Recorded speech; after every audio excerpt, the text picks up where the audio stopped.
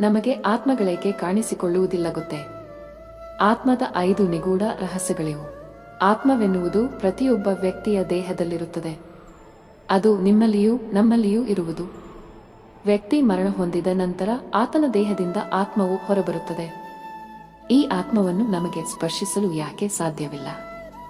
ಆತ್ಮ ಎಂಥವರನ್ನು ಸೇರಿಕೊಳ್ಳುತ್ತೆ? ಪ್ರಕೃತಿಯಲ್ಲಿ ಒಂದು ನಕಾರಾತ್ಮಕತೆ ಇದ್ದರೆ ಮತ್ತೊಂದು ಧನಾತ್ಮಕತೆ ಇರಲೇಬೇಕು.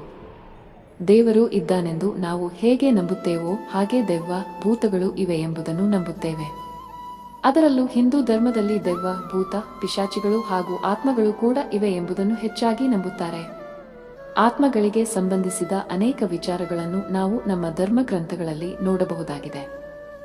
ಹಾಗಾದರೆ ಆತ್ಮ ಎಂದರೇನು? ಈ ಪ್ರಶ್ನೆ ನಿಮ್ಮಲ್ಲಿ ಉದ್ಭವವಾಗುತ್ತಿದ್ದಂತೆ ಆತ್ಮಗಳಿದ್ದರೆ ಕಣ್ಣಿಗೆ ಕಾಣಿಸಬೇಕಲ್ಲವೇ? ಒಂದು, ಆತ್ಮ ಎಂದರೇನು? ಆತ್ಮ ಏಕೆ ಕಣ್ಣಿಗೆ ಕಾಣಿಸಿಕೊಳ್ಳುವುದಿಲ್ಲ ಎನ್ನುವುದನ್ನು ತಿಳಿಯುವ ಮೊದಲು ಆತ್ಮ ಎಂದರೇನು ಎಂಬುದನ್ನು ತಿಳಿದುಕೊಳ್ಳಬೇಕು. ಧಾರ್ಮಿಕ ಗ್ರಂಥಗಳ ಪ್ರಕಾರ ಆತ್ಮವೆಂಬುದು ದೇವರ ಒಂದು ಭಾಗವಾಗಿರುತ್ತದೆ. ಇದು ಪ್ರತಿಯೊಂದು ಜೀವಿಗಳ ದೇಹದಲ್ಲಿರುತ್ತದೆ ಮತ್ತು ಪ್ರಬಲ ಶಕ್ತಿಯಾಗಿ ಕಾರ್ಯನಿರ್ವಹಿಸುತ್ತದೆ.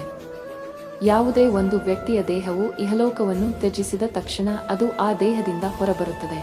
2, ಆತ್ಮವೇಕೆ ಮಾರಣಾಂತಿಕವಾಗಿರುತ್ತೆ? ಧಾರ್ಮಿಕ ಗ್ರಂಥಗಳ ಪ್ರಕಾರ ಆತ್ಮವು ಯಾವಾಗಲೂ ಅಮರವಾಗಿರುತ್ತದೆ. ಯಾಕೆಂದರೆ ಅವುಗಳು ಎಂದಿಗೂ ನಾಶವಾಗುವುದಿಲ್ಲ, ಅಮರತ್ವವನ್ನು ಹೊಂದಿರುತ್ತದೆ. ಒಂದು ದೇಹದಿಂದ ಇನ್ನೊಂದು ದೇಹಕ್ಕೆ ಆತ್ಮ ತನ್ನ ಅಸ್ತಿತ್ವವನ್ನು ಬದಲಾಯಿಸುತ್ತಲೇ ಇರುತ್ತದೆ. ಅದು ಎಂದಿಗೂ ಒಂದೇ ದೇಹದಲ್ಲಿ ಇರುವುದಿಲ್ಲ. ಓರ್ವ ವ್ಯಕ್ತಿಯು ಮರಣ ಹೊಂದಿದ ನಂತರ ಆತ್ಮವು ಆತನ ದೇಹದಿಂದ ಹೊರಬಂದು ಇನ್ನೊಂದು ವ್ಯಕ್ತಿಯ ದೇಹವನ್ನು ಪ್ರವೇಶಿಸುತ್ತದೆ. ದೇಹ ನಾಶವಾದರೂ ಆತ್ಮ ಎಂದಿಗೂ ನಾಶವಾಗುವುದಿಲ್ಲ. 3, ವಿಜ್ಞಾನವು ಇದನ್ನು ನಂಬುತ್ತದೆ. ವೈಜ್ಞಾನಿಕ ನಂಬಿಕೆಯ ಪ್ರಕಾರ ಯಾವುದೇ ಒಂದು ರಹಸ್ಯಮಯ ಶಕ್ತಿಯನ್ನು ಯಾರಿಂದಲೂ ಸೃಷ್ಟಿಸಲು ಸಾಧ್ಯವಿಲ್ಲ ಹಾಗೂ ಅದನ್ನು ನಾಶಪಡಿಸಲು ಸಾಧ್ಯವಿಲ್ಲ. ಶಕ್ತಿಯು ಒಂದು ರೂಪದಿಂದ ಇನ್ನೊಂದು ರೂಪಕ್ಕೆ ಬದಲಾಗುತ್ತಲೇ ಇರುತ್ತದೆ. ಇದೇ ತತ್ವಗಳು ಆತ್ಮಕ್ಕೂ ಅನ್ವಯಿಸುತ್ತದೆ.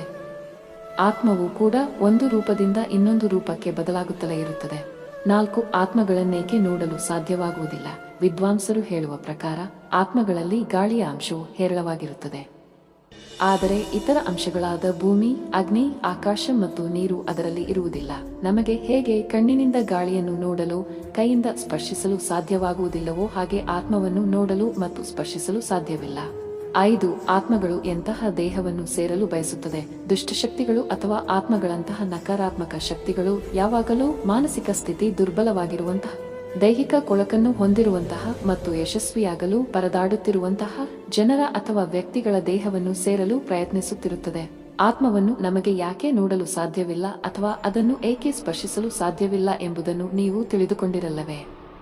ಇದನ್ನು ಸಂಪೂರ್ಣ ನಿಜವೆಂದು ಹೇಳಲು ಸಾಧ್ಯವಿಲ್ಲ. ಇದು ತಜ್ಞರ, ವಿದ್ವಾಂಸರ ಅಥವಾ ವೈಜ್ಞಾನಿಕ ಅಂಶಗಳನ್ನು ಅವಲಂಬಿಸಿದೆ. ದಯವಿಟ್ಟು ವಿಡಿಯೋವನ್ನು ಲೈಕ್ ಮಾಡಿ, ಏಕೆಂದರೆ ಮುಂದಿನ ವಿಡಿಯೋವನ್ನು ಮಾಡಲು ನಮಗೆ ತುಂಬಾ ಅನುಕೂಲಕರವಾಗಿರುತ್ತದೆ. ನನ್ನ ಚಾನೆಲ್ ಚಂದಾದಾರರಾಗಿ ನಾವು ನಿಮಗಾಗಿ ಹೊಸ ಸಲಹೆಗಳನ್ನು ತರುತ್ತೇವೆ.